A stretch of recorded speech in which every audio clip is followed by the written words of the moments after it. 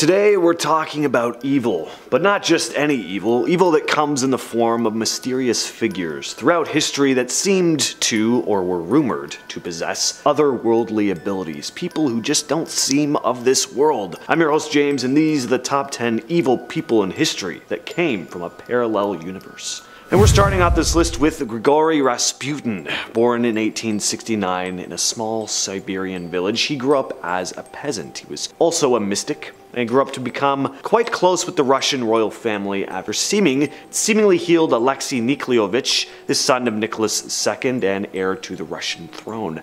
Alexei was a hemophiliac, meaning his blood didn't clot properly, and Rasputin, after being called to the palace of Nicholas and Alexandra, seemed to ease his symptoms. This was miraculous, and the royal family put their full trust in this mysterious holy man who would go on to have sleeping with any woman he could within the palace, but he was also known to force himself on women. But because Nicholas and Alexandra were so enamored with his supposed power, any concern or report about him was completely written off. It seemed that everyone on the outside wanted the guy gone though, seeing how he was pulling Nicholas and Alexandra's strings, controlling them like puppets, and there were a number of attempts to take Rasputin's life, but this guy was hard to take down. He was stabbed and recovered, poisoned with cyanide, which had no effect. He was shot and was seemingly dead before springing up like Michael Myers at the end of Halloween. He was then shot again before being wrapped up in a blanket and thrown in a river where he finally drowned. Number 9. Gilles De Rais. Born in 1404, Gilles De Rais was a French nobleman and a respected military leader, but he had a secret life. He was responsible for viciously taking the lives of countless young ones and was said to be a practitioner of black magic and conducted occult rituals, leading many to believe that he possessed otherworldly abilities. This guy was an absolute monster. If you want to talk about true evil, this is it right here. His servants, mostly young men, very young men, and other young ones around his castles, started going missing, and rumors started to spread that Gilles De Rais was disposing of them, something that turned out to be true when witnesses began seeing servants disposing of bodies. Many were afraid to speak out against him, though, due to the immense gap in class that was present at the time. He was finally arrested in 1440, though, and under the threat of excruciating punishment, he admitted to his crimes, actually revealing that he would take the lives of his victims in these dark, occult-like rituals.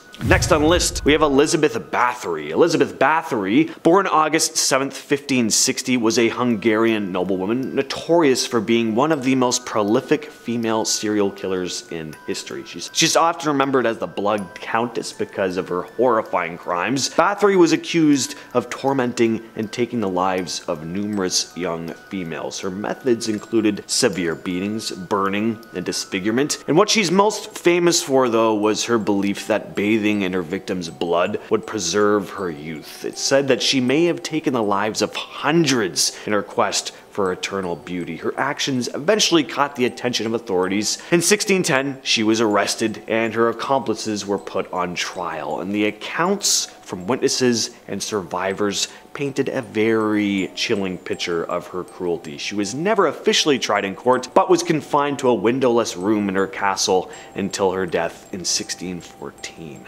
Number 7. Aleister Crowley. Crowley, born in 1875, was an English occultist and ceremonial magician, founded the religion of Thelema. He was a prominent and very controversial guy, especially at the time, known as the Great Beast 666. He was an occultist, writer, and ceremonial magician, a man of many mysteries and oddities. Crowley was known for more than just his eccentric lifestyle, though. One of the big questions surrounding him is whether he actually had any mystical powers or was just really good at talking the talk. Crowley wasn't shy about bragging that he could communicate with supernatural beings. He claimed to have a direct line to a being named Aiwass, who supposedly dictated to him the Book of the Law, basically the Bible of Thelema. Then there's the curious case of his rituals. Crowley was all about strange ceremonies, often involving weird symbols and chants, and even some bizarre practices. As to whether he was evil, I mean, you know, some would definitely say he was, but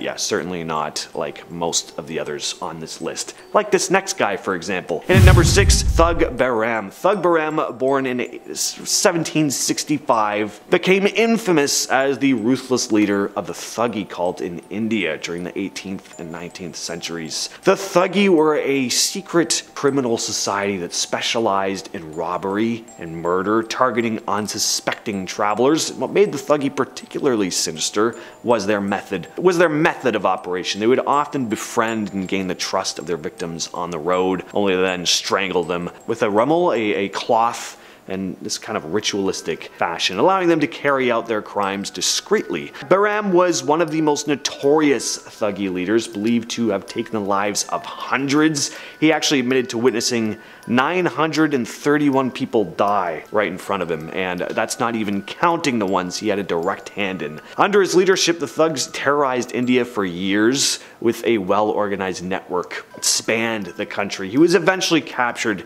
and put to death in 1840.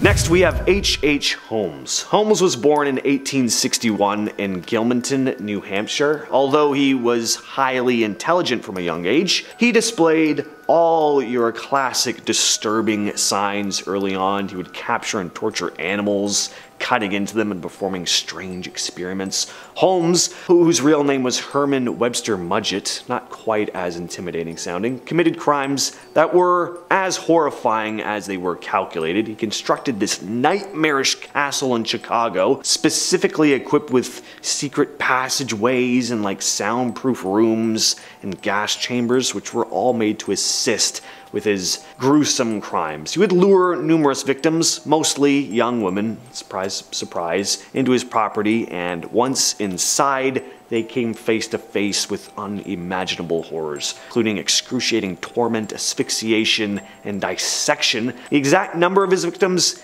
isn't 100% known, but it could be anywhere from just 9 to over 200. I'm guessing it's somewhere in between. In 1896, he was finally convicted for his crimes and sentenced to death. Number 4, Gilles Garnier. Here we have a real-life werewolf case, at least the closest thing possible. Gilles Garnier, aka the Hermit of Saint Benoît and the Werewolf of Dole, was a reclusive man born at some point in the mid-1500s in France. He lived in an isolated home just outside the town of Dole. His new wife moved out to the home with him, and it was at this point that something changed in Garnier. He had always hunted food for himself, but now having to provide for another person, it was difficult, and this started driving a wedge between him and his wife, and he started getting desperate. It was at this point that several young ones in the area started being found mauled to death with parts of their bodies having been eaten. Meaning this had to have been the work of some large animal, right? But it wasn't. It was Garnier. Garnier's crimes came to light when a group of traveling workers had spotted him eating the body of one of his victims in the dead of night. At first, they thought they were looking at a wolf. According to Garnier, he had been hunting one night when a ghostly figure came to him, telling him it would imbue him with the power to transform into a wolf, making it easier for him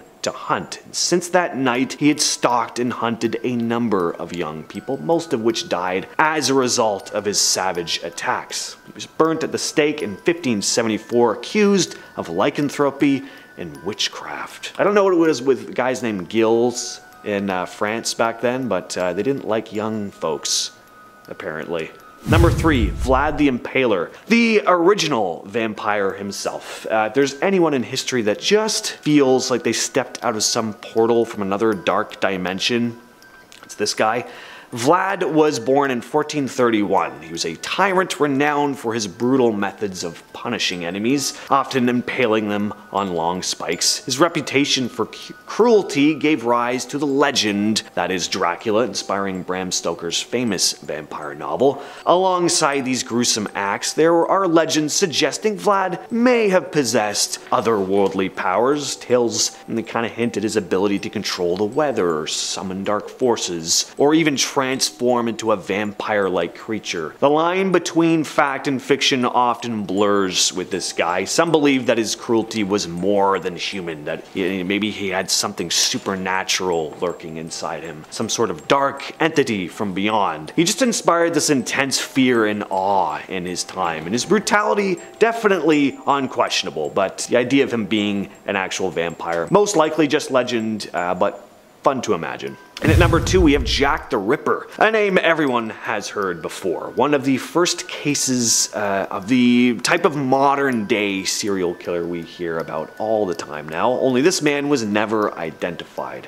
Jack the Ripper terrorized the Whitechapel district of London in 1888 and remains one of the most infamous figures in criminal history. Victims were taken out in the most gruesome ways possible. They looked like they had been mauled to death by a 500-pound brown bear.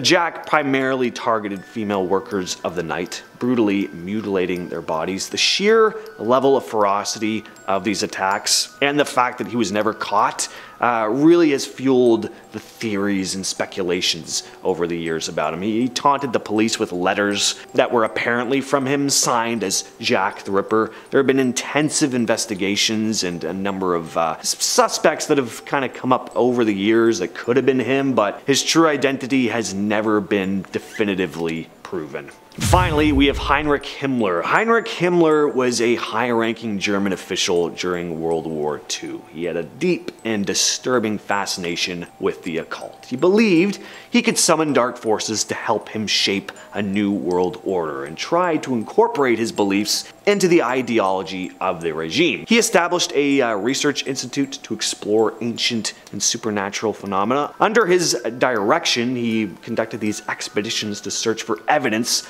of Aryan origins, looking into topics like ancient artifacts, astrology, folklore, and this interest extended to the dark and the occult, as Himmler believed that tapping into these mystical forces would help the German forces gain more power and control. He promoted pseudo-scientific theories, obviously related to racial purity and mysticism, and saw the SS almost as this more modern-day knightly kind of order. Such a bizarre side of the Second World War. It feels like something out of Hellboy, but this really was a thing. The German forces were really dabbling in this type of occult stuff at the time. With all that said though, I've been your host James, and I'll catch you, yes you specifically, in the next video.